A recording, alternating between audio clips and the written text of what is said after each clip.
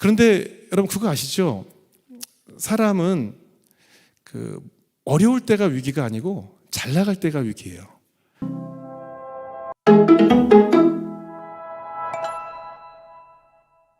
돈이 없을 때가 위기가 아니고 돈이 많을 때가 위기가 되는 거예요. 왜냐? 모든 것이 갖춰져 있을 때 비로소 교만이라는 것이 다가오고 방심하게 되고 나를 충전할 시간이 없어지기 때문이죠.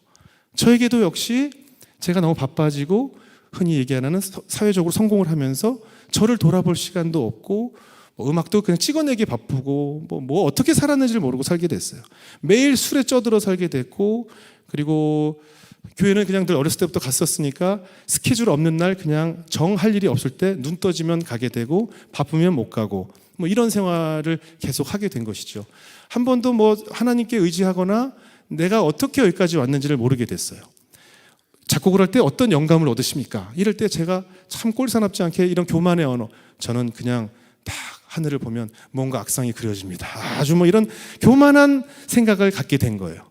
누군가가 내 머릿속에 영감을 주고 누가 내 머릿속에 나에게 음악을 할 수 있게 해주는지를 잊어버리게 된 것이죠.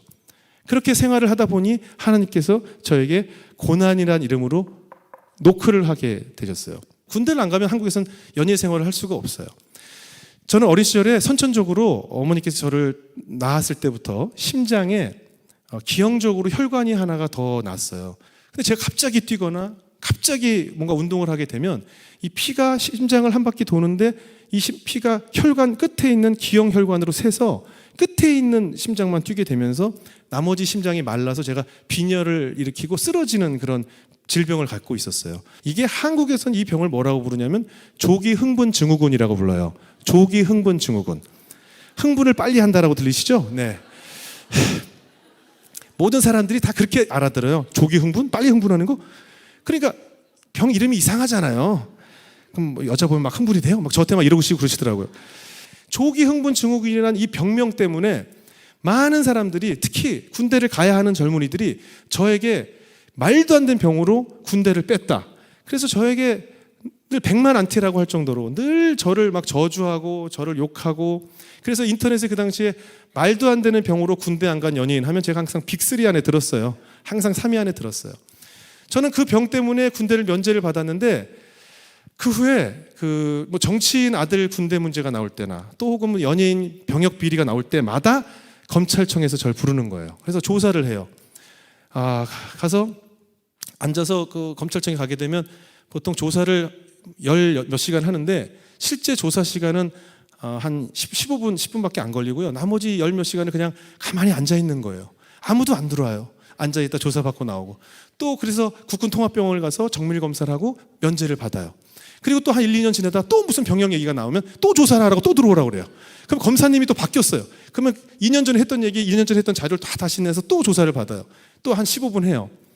그리고 또 한 10시간 앉아있고, 그리고 또 국군통합병 가서 또 조사. 제가 군대 면제를 3번 받은 사람입니다. 군대 면제만 3번을 받았어요. 그뿐만이 아니에요. 제가 그 당시에 하도 검찰청에 불려다녀서 제 별명이 주설수라는 별명을 가질 정도로 시도 때도 없는 거예요. 제가 2001년도에 아시는 분 아시겠지만 한 달 만에 22kg가 빠진 적이 있어요. 40일 정도에 22kg을 뺐어요. 여러 가지 마음의 상처도 있고 심적인 어려움 때문에 살이 갑자기 40일 만에 20 몇 킬로가 빠지니까 사람이 그냥 절반이 된 거예요. 근데 마음이 아파서 살이 저절로 빠졌는데 보는 사람마다 자꾸 살을 어떻게 뺐냐고 물어보는 거예요. 무슨 좋은 약 먹었냐? 한약 먹었니? 너무 그럼 뭐라고 설명을 해야 될지 모르겠어. 내가 너무 심적으로 괴로웠어. 이런 얘기를 못하니까 그냥 몰라 그냥 약 먹고 뺐어. 이런 식으로 그냥 몰라 그냥 이렇게 얘기를 했더니 이게 소문이 나가지고 주영훈이 마약을 먹고 살을 뺐다라고 소문이 난 거예요.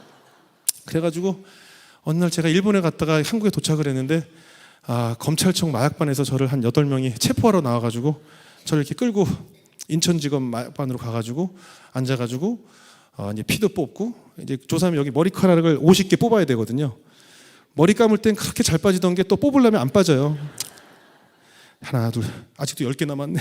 뽑아야 되고, 소변 받아오고, 그래서 또 억울함이 풀리기도 하고, 또 한 번은 아는 방송국 국장님 자녀분이 결혼한다고 그래서 봉투에다가 돈을 이제 축의금을 냈는데 그 국장님이 또 무슨 비리에 연루가 돼가지고 구속되시면서 그분의 뭐 계좌 뭐 이런 걸 다 추적을 하다 보니까 제 통장에서 나온 수표가 발견됐다고 체포영장이 발부됐다는 거예요. 또 검찰청에 들어갔어요. 또 들어가서 해보니까 제가 이제 해보니까 아무것도 아닌 해프닝이잖아요. 부준했는데 축의금 낸 건데요. 조사해보니까 아무것도 아니거든요. 그랬더니 갑자기 그 검사님이 그래요?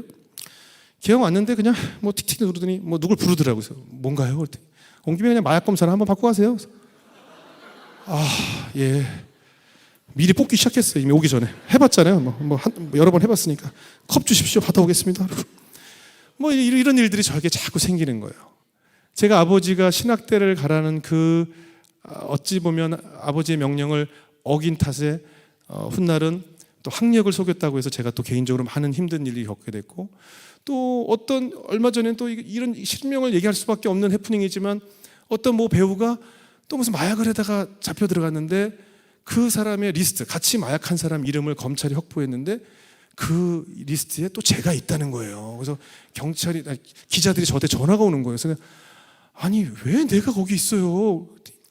알고 보니까 그 배우가 그분의 본명이 주영훈인 거예요. 그러니까 당연히 검찰에 들어가면 이름을 본명을 쓰잖아요. 가명을 안 쓰고. 그러니까 기자들이 뭔가 봤더니 주영훈이 있거든요. 그러니까 주영훈 씨가 거기 리스트에 있던 데서 뭐 이런 일들이 자꾸 생기는 거예요. 이런 일들이 겹쳐지면서 그 연예인 직업병이라는 게 있어요. 연예인 직업병이 뭐냐면 많이 들어보셨겠지만 공황장애 뭐 이런 것들이 오고 대인기피증. 그 당시에 지나가는 사람 눈길만 봐도 저 사람이 나를 막 속으로 욕을 하고 있는 것 같더라고요. 특히 아까 얘기했던 그 군대 문제 때문에 전 아직까지 그게 뭐가 있냐면 지나가다가 젊은 남자들하고 눈이 마주치면 쟤도 날 욕하고 있겠지. 뭐 이런 피해망상이 굉장히 심했었어요. 집에서 잠을 자고 있는데 이 건물이 무너지는 상상이 되면서 숨이 안 쉬어져요. 막 자꾸 이게 돌이 무너질 것 같은, 이 땅으로 떨어질 것 같은 이 공포가 뭐 저를 너무나 많이 사로잡게 됐어요. 저는 기쁨이 없어졌어요. 기쁨을 잃어버리게 됐어요. 자포자기하게 되고 나는 실패한 인생이다 라는 망상이 저를 완전히 자리 잡았어요.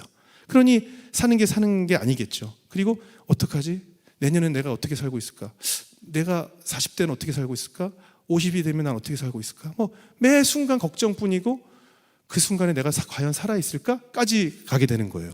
많은 사람 굉장히 위험한 사고에 사로잡혀 있었어요. 그러던 어느 날 제 아내가 드라마를 같이 출연하게 된 신혜라 씨에게서 연락이 와서 컴패션이라는 곳에서 사진전을 한다고 거기 한번 와보라는 거예요. 당연히 갈 때는 뭐 가면 돈 내라는 얘기겠지 뭐 이런 생각을 가지고 가서 컴패션 사진전을 가게 됐어요. 컴패션 사진전을 보고 컴패션의 역사를 들으면서 제가 엄청난 충격을 받게 됐어요. 1952년도에 미국의 시카고에 계시던 스완슨 목사님이란 분이 이렇게 말씀하셨대요.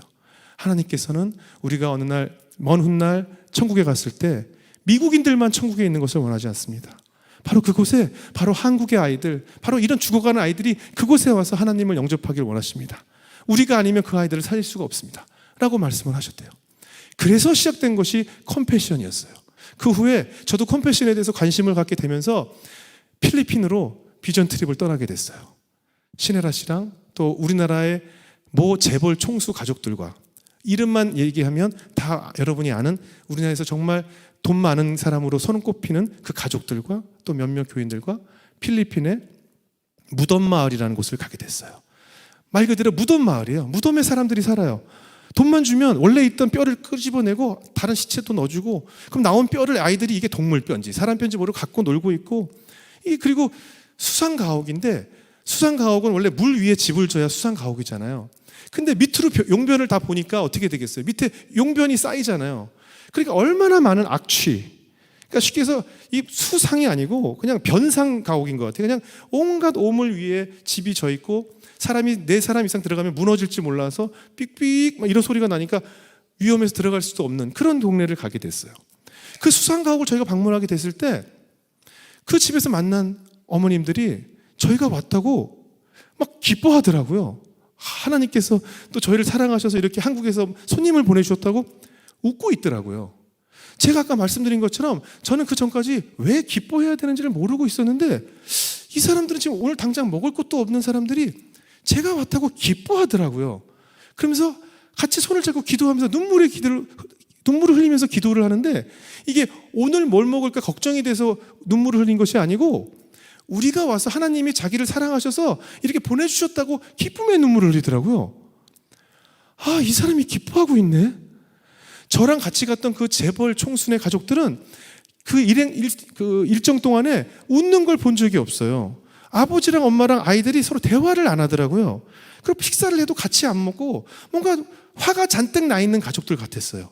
돈이 그렇게 많은데 이 사람들은 기뻐하지 않더라고요. 이 사람이나 저랑은 기뻐하지 않는 사람들이더라고요. 근데 그분들은 기뻐하고 있더라고요. 그리고 내 아이를 하나님이 축복하셔서 어느 날 이 아이를 크게 쓰실 거라고 또 기뻐하고 있더라고요. 그게 너무 신기했어요.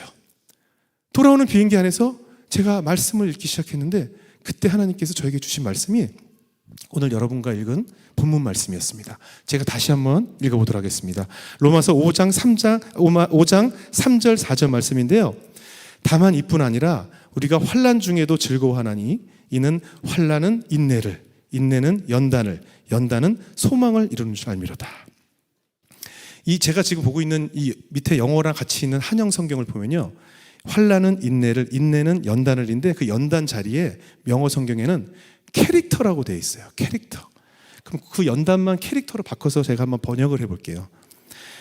환난 중에도 즐거워해야 되는데, 왜냐하면 환난은 인내를, 참는 법을, 그 참는 법은 캐릭터, 나의 천성, 내 인격, 나의 성격, 그것이 있어야 너의 소망을 이루는 줄 알미로다. 다시 더 쉽게 표현하자면, 고난이 와야 사람들이 참는 법을 알게 되고, 그 참는 법을 알아야 나의 천성, 나의 태어날 때부터 내가 가졌던 그 천성이 바뀌게 되고, 그것이 바뀌어야 너희가 바라는 그 소망을 이루는 줄 알미로다 라는 말씀이셨어요. 결국은 그 환난이라는 이름은 하나님께서 나를 바꾸시기 위해서 나를 초대하고 있다는 것을 그때 제가 깨닫게 된 거예요. 천성이 바뀌어야 된다는 것이죠.